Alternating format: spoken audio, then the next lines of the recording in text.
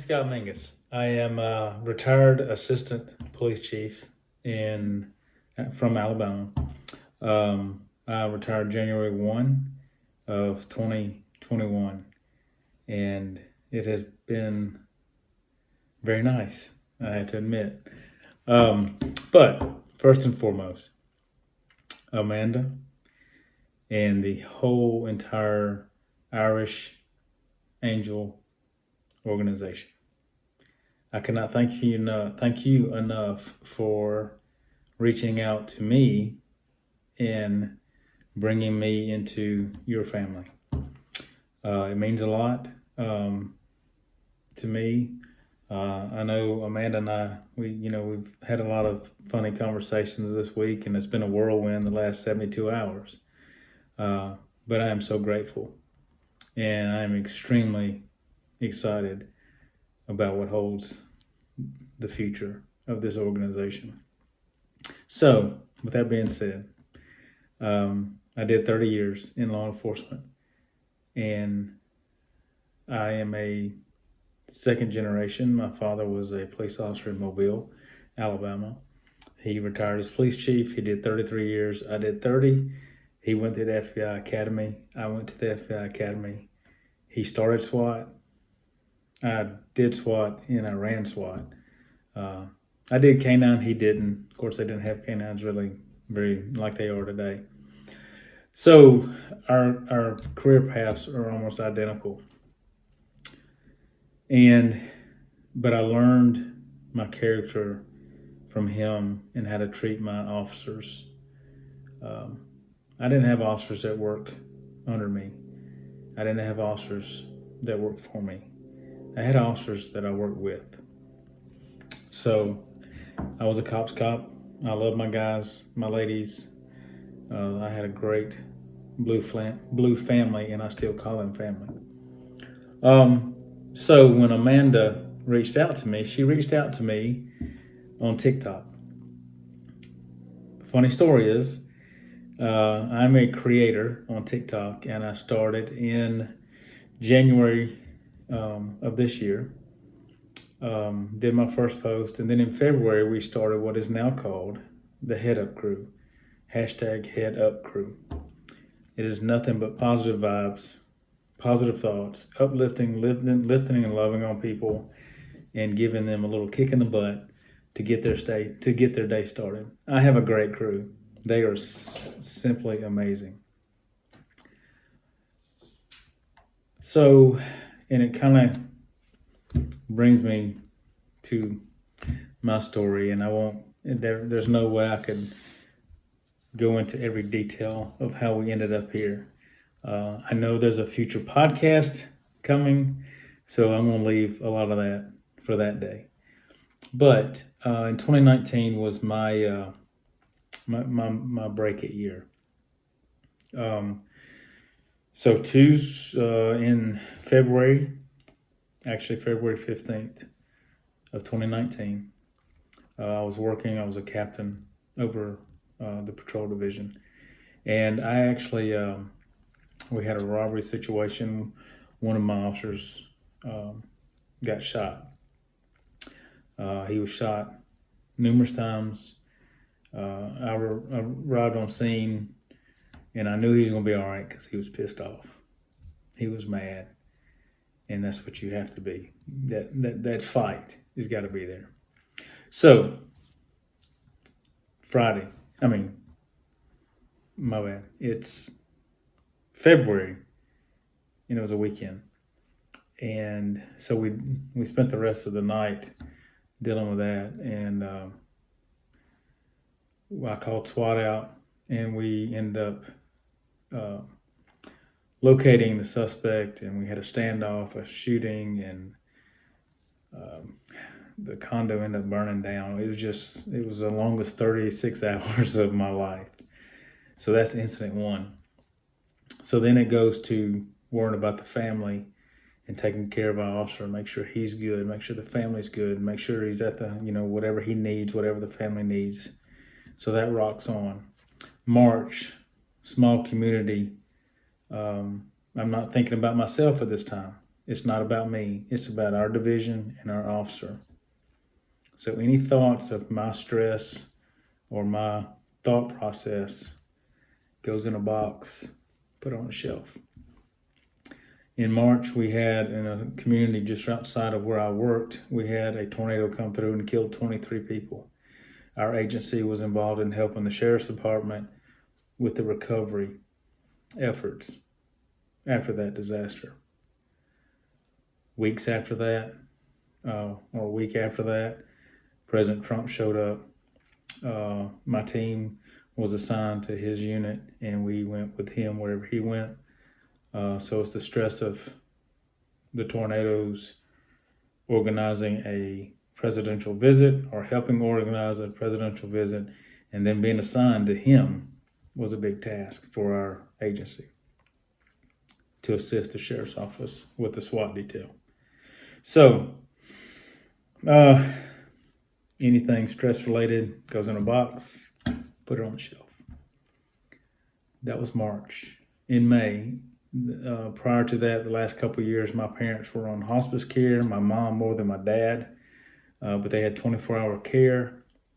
My mom had started taking a downhill turn. My brothers and I took turns going down to their house and taking care of them to relieve the sitters so they could get a break.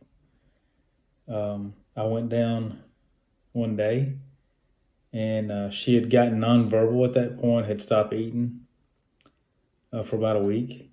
And as soon as I walked in the door, she started moving her foot, and she knew her baby was there. And I walked over to her and held her hand, and she started crying.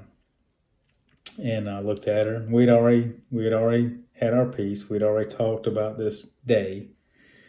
And I said, "You're going to do it today, aren't you?" And about 3 hours later, she did. She just went to sleep. It was peaceful, and couldn't ask for a better time.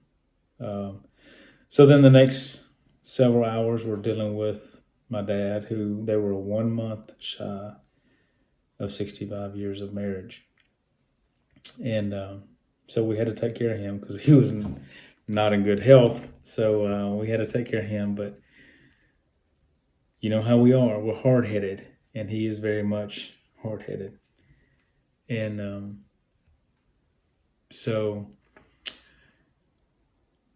I finally got him to rest.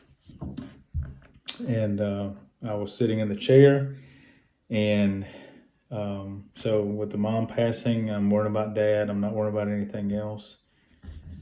Anything associated with me is going in a box and put on a shelf. About 9:30 that night, I got on my phone and started looking at some local news, and I noticed our SWAT truck being videoed going down the street. My phone hadn't rang. I didn't get any texts, so because they knew I was dealing with the death of my mom. But I just knew something was up. You just get that feeling. I opened up my laptop, started looking at my laptop, and seeing what was going on. And we had 3 officers shot. One was in critical condition. One was in stable condition, and the other one had died. So I was torn between my blue family and my personal family. And I tried to figure out what was going on. And anyway, so the night rocked on, but I had to flip that switch, and whatever was bothering me, just put it in the box, put it on the shelf.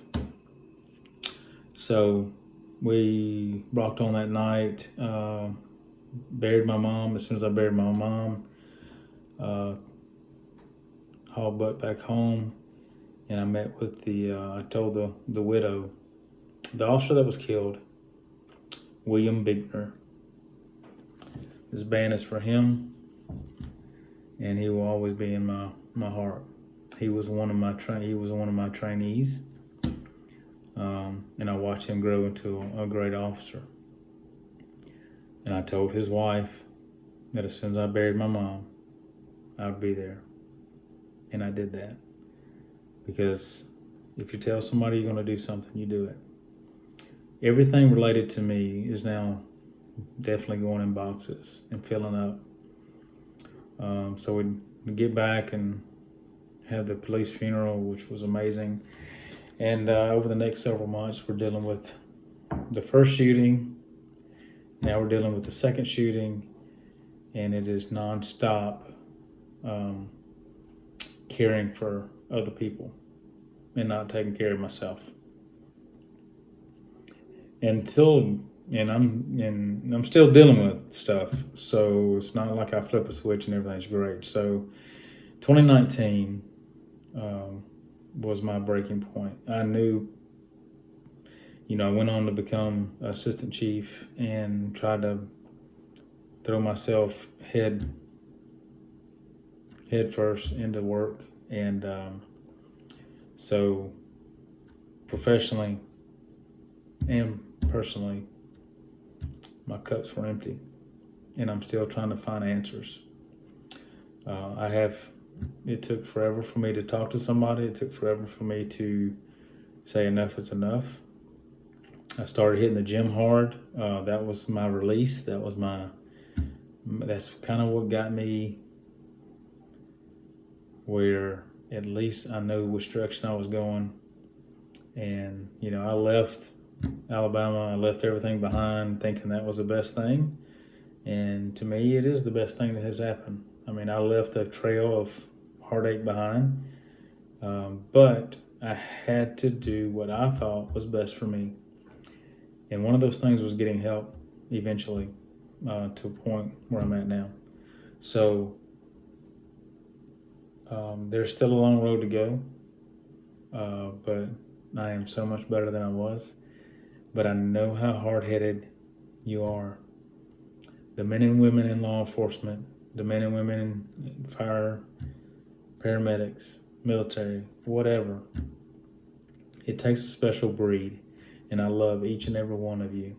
And for Amanda to come into my world and offer me a chance to give back, because that's one thing that when I retired, I lost a connection. And it's hard when you give, and all of a sudden, nothing. So that's where TikTok came back. When I started TikTok and being a creator and the Head Up Crew and the positivity comes full circle, I felt like I was giving back and I was able to help people. And like I said, Amanda reached out, and it was there was a no-brainer. I hope one day I get to meet everyone associated with Irish Angel, and I hope I get to be that voice for somebody, if it's just one person, letting them know that it's okay to not be okay. Then I will feel good. But I won't stop, because there's going to be another one and another one. And if I can just get out there and let them know somebody, I was hard-headed. I was a cop's cop, SWAT, K9, bike patrol, made it through the ranks all the way to assistant chief, training officer, firearms instructor, DT instructor, everything. We all have them. So if you have that person in your department, just think that would have been me. And my world was about to implode. So, thank you for listening. Thank you for allowing me to come into your world. And Amanda and irishangel.org. Thank you. I will do everything in my power, and I will give you 110%. Just point me in the right direction. Y'all have a wonderful day. Thank you for listening. And when we get to the podcast, it'll be a little bit more detailed. It wasn't just throwing stuff in a box, but you kind of get the gist of it. So have a wonderful day, and God bless.